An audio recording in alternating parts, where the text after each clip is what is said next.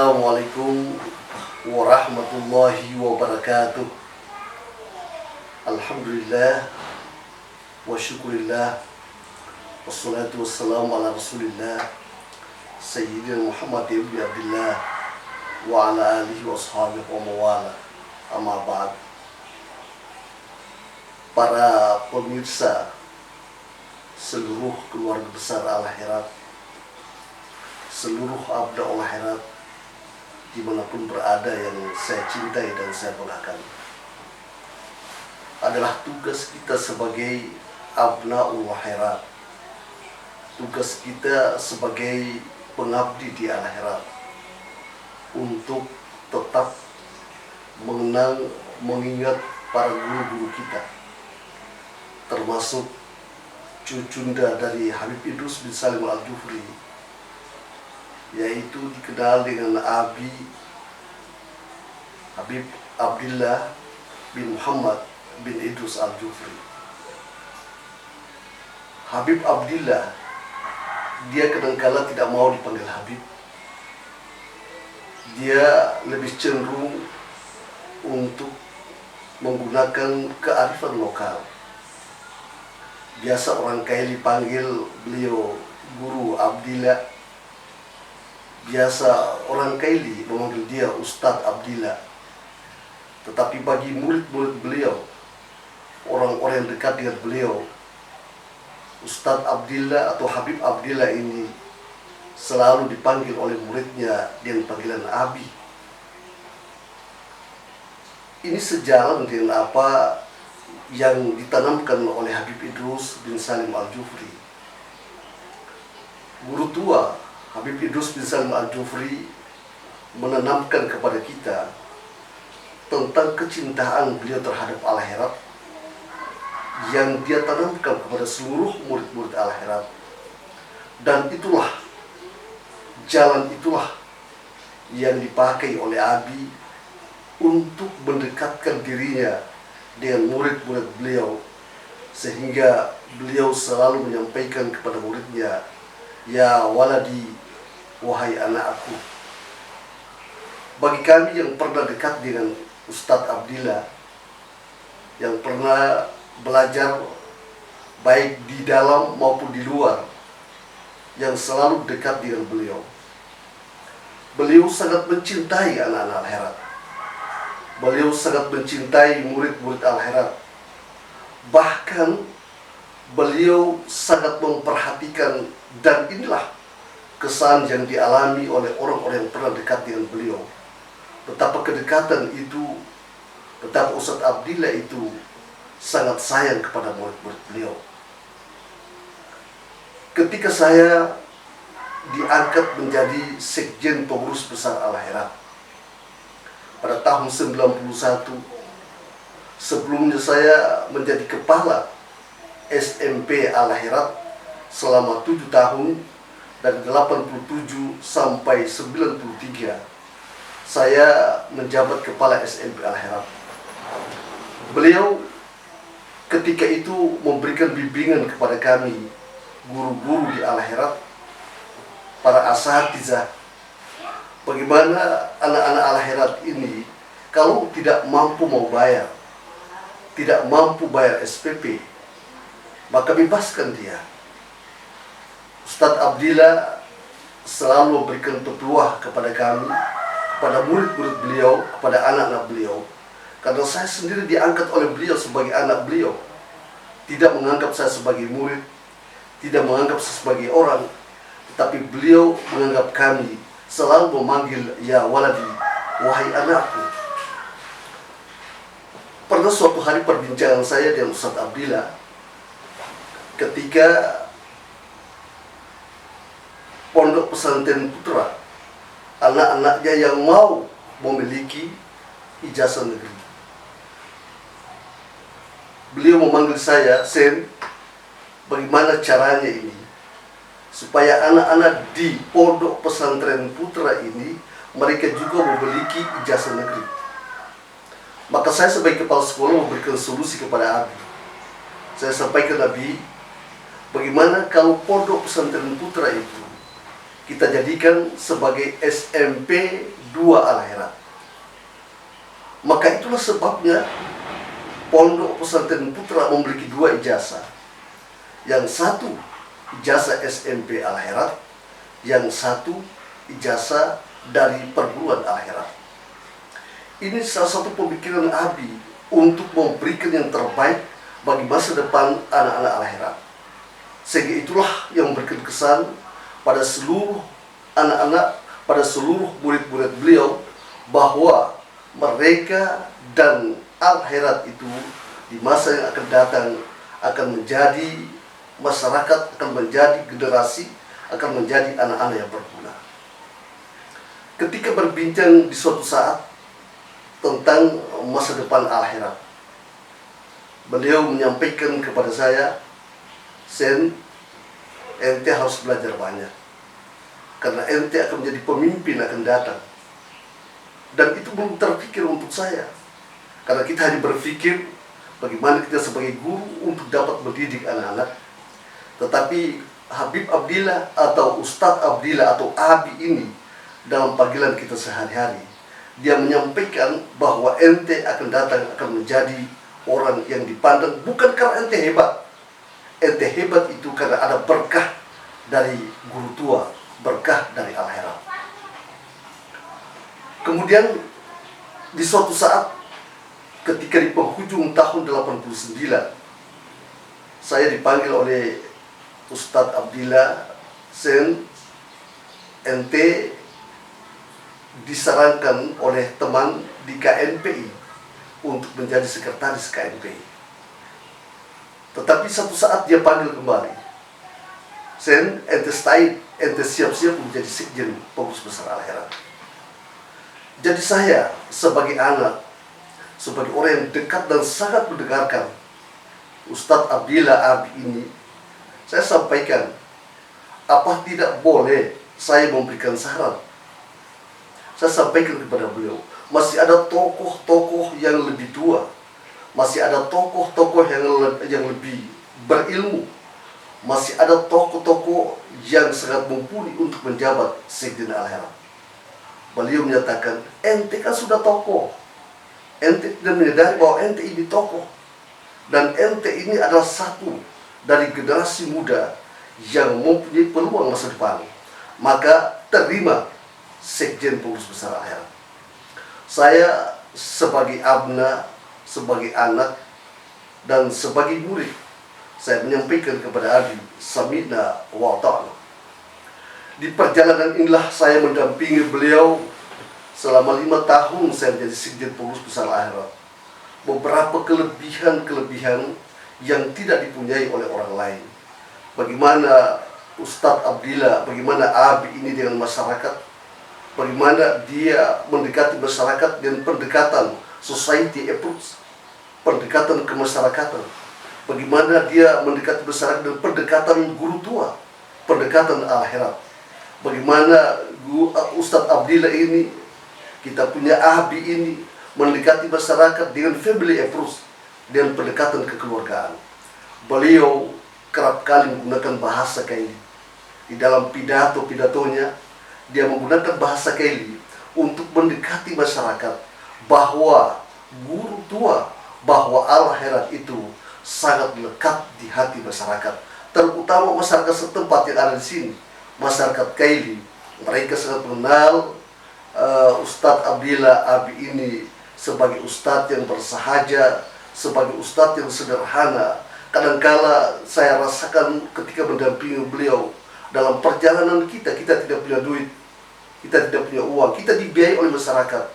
Kita berjalan dari desa ke desa, dari kota ke kota, dari kabupaten ke kabupaten, kita berjalan tanpa punya uang, karena kita menyadari pengurus besar Al-Herat tidak punya uang seperti pengurus yang lain.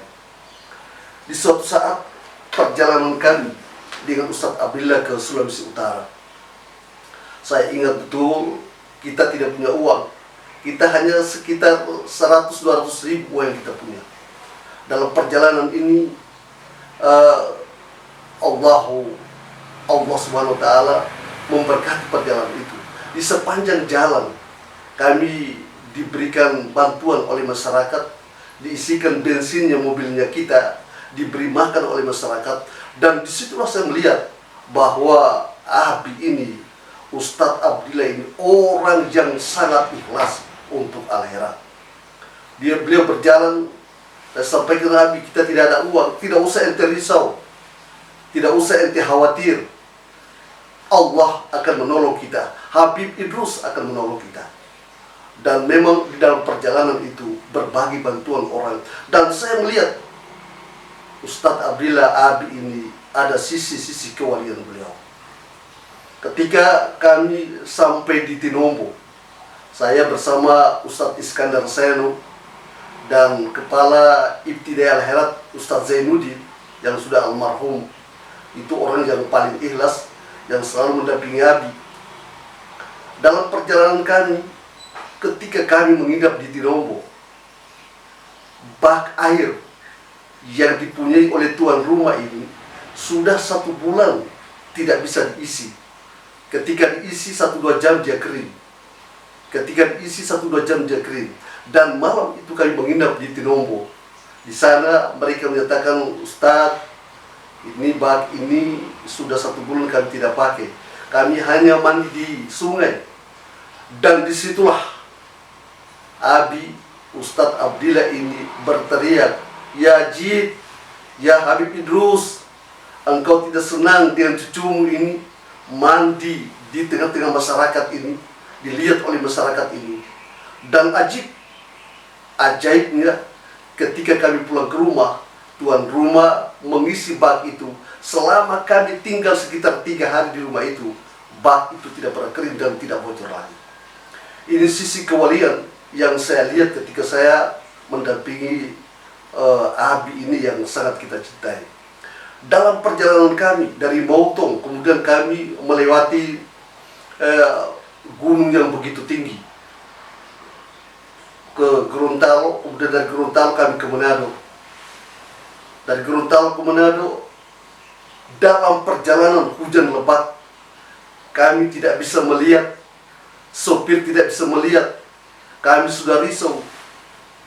Abi berteriak, "Ya Habib Idrus, ya Jid." Dia berteriak. Ini sopir ini menyampaikan kepada kami, seakan-akan ada yang muter setir. Dan ketika kami sampai, ada di pertigaan itu ada 3 orang yang menunggu. Kami tanya, "Mana rumahnya ini?" Rupanya orang itu sudah menunggu kami. Dan itulah yang saya lihat, betapa ajibnya, betapa keramatnya. Dan itu diperlihatkan oleh beliau. Dan itulah saya menilai bahwa beliau ini adalah seorang waliullah. Yang terakhir, saya terkesan ketika putra bungsu beliau, Habib Talib, itu mau nikah. Mungkin Umi dan keluarga adik-adik di sana, anak-anak beliau tidak ingat untuk mengundang saya. Pada saat hari hanya subuh, sekitar pukul 4, demi Allah, demi Rasul, saya bermimpi ketemu dengan Abi. Dia datang menyampaikan, "Assalamualaikum Sen, kef hal ente, apa kabar?" Dia sampaikan, "Sen, kenapa ente ada di sini? Kenapa ente cuma di sini? Ente punya adik Talib itu mau nikah." Saya terus terang demi Allah, saya tidak tahu. Saya langsung bangun, kemudian sembahyang subuh, 5:30 saya langsung ke Duyut. Saya beli 2 ekor kambing. Saya tidak peduli apa benar atau tidak mimpi ini. Saya beli 2 ekor kambing. Saya langsung antar di kediaman beliau. Saya dapat ada tenda di sana. Saya tidak diberitahu.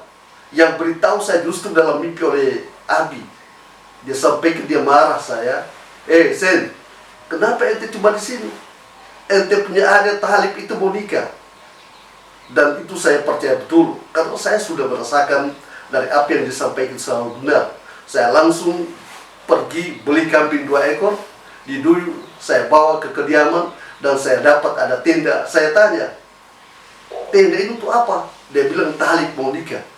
Benar seperti penyampaian Abi ketika saya bermimpi pada subuh itu. Dan inilah saya selalu percaya bahwa beliau ini adalah seorang waliullah. Dalam mendampingi beliau sebagai sekjen Al-Herat, berbagai tantangan baik yang dari dalam maupun yang dari luar. Dari dalam ada rongrongan, dari luar ada rongrongan, dan beliau tetap sabar.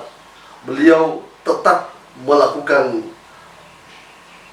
kegiatan-kegiatan yang tujuannya tidak lain adalah untuk melanjutkan kita perjuangan Habib Idrus. Beliau sangat ikhlas untuk Al-Herat. Seluruh jiwa raganya dipatrikan untuk Al-Herat. Beliau menjalankan sikap, sifat, dan karakter guru tua. Sikap, sifat, dan akhlaknya guru tua. Sehingga benar-benar seluruh jiwanya, seluruh pori-porinya, seluruh nafasnya, seluruh langkahnya, seluruh ungkapan ucapannya, itu semuanya dipatrikan untuk Al-Herat. Oleh karena itu, kita sangat kehilangan ketika dia meninggal dunia, ketika dia meninggalkan kita semua. Contoh, keteladanan, sikap dan perilaku yang dicontohkan oleh guru tua ini, dicontohkan oleh guru tua, kemudian diteruskan oleh beliau, Ustaz Segaf, Ustaz Abdillah dan cucu-cucu beliau. Sehingga kami yang mendampingi beliau sebagai sekjen 6 tahun saya mendampingi beliau, ketika ada rongrongan beliau selalu menyatakan, saya dan kakak saya Habib Segaf itu bagaikan bendera merah putih. Tidak mungkin hanya putih tidak ada merah, dan tidak mungkin ada merah tidak ada putih. Bendera merah putih tetap sama, bendera merah putih tetap satu, dan itulah jiwa yang dibangun oleh Habib Abdillah, Abi yang kita cintai ini. Semoga arwah beliau kita kenal, semoga arwah beliau berada dalam pangkuan Allah Subhanahu wa Ta'ala. Dan saya yakin beliau telah berkumpul dengan Habib Idrus bin Salim Al-Jufri, beliau berkumpul dengan Habib Segaf Al-Jufri, beliau berkumpul dengan seluruh cucu-cucu anak-anak guru tua, dan insya Allah kita semua yang masih hidup ini tidak ada jalan lain adalah untuk melanjutkan perjuangan mereka. Pada anak-anakku yang ada di Pondok Pesantren Putra, lanjutkan perjuangan yang telah ditanamkan oleh Abi, oleh Habib Abdillah, karena itu adalah peninggalan beliau. Dan kita semua ini akan menjadi orang yang baik, menjadi orang yang terpandang. Karena apa? Karena ada titisan dan tetesan ilmu yang telah diturunkan oleh beliau kepada kita semua. Mudah-mudahan dengan apa yang saya sampaikan ini kepada seluruh abnaul Herat, karena kita perlu saya jelaskan bahwa guru tua menurunkan kepada kita zuriat. Ada zuriat biologi, ada zuriat biologis, yaitu turunan-turunan guru tua, dan ada zuriat ideologis, yaitu kita semua. Maka itulah guru tua yang selalu memanggil anak-anaknya beliau dengan abnaul Herat, dan itulah diteruskan oleh Abi Habib Abdillah yang selalu memanggil abnaul Herat, memanggil murid-muridnya dengan memanggil kesayangan, ya waladi, wahai anakku. Sehingga kita semua ketika dipanggil itu memanggil Ustaz Abdillah dengan panggilan Abi. Abi ini ada kedekatan. Kadang-kala anaknya tidak diberikan duit, kita diberikan duit. Coba disampaikan kepada anak-anaknya. Anak-anaknya itu minta uang, kadang-kala tidak diberikan, tetapi dia lebih pentingkan murid-murid Al-Herat. Bagaimana dia mendekatkan dirinya agar anak-anak itu menjadi pejuang-pejuang di desa-desa di mana dia dilahirkan, dan itulah yang tertanam sehingga Al-Herat itu besar. Dan untuk itu kebesaran Al-Herat karena kelanjutan dari sikap perilaku guru tua yang telah ditanamkan kepada cucu-cucunya, termasuk yang dilanjutkan oleh Abi ini. Mudah-mudahan Abi yang telah meninggalkan kita semua, dan pada hari ini kita melaksanakan haulnya yang kesekian ini, dari kita semua sebagai anak-anak beliau, sebagai murid-murid beliau, tidak ada jalan lain kecuali mendoakan dan meneruskan perjalanan beliau. Mudah-mudahan kita diberikan kekuatan dan lahir dan batin, dan kepada kita semua, baik yang ada di Pondok Pesantren Putra yang ada di Pondok Pesantren Putri, yang tidak dalam pesantren, yang ada di SMP Al-Hera, yang ada di Sanawiyah, yang ada di Ali, dan dimanapun kita berada, kita ikuti sikap perilaku beliau, akhlak beliau yang selalu menjunjung tinggi kebersamaan. Inilah secuil dari apa yang saya sampaikan. Mudah-mudahan ini sebagai sebuah pelajaran bagi kita semua, sebagai self-education, sebagai proses pendidikan bagi kita tentang keutamaan dan akhlak yang ditanamkan oleh guru kita yang tercinta, yaitu Habib Abdillah Al-Jufri. Wallahul musta'an. Wassalamualaikum warahmatullahi wabarakatuh.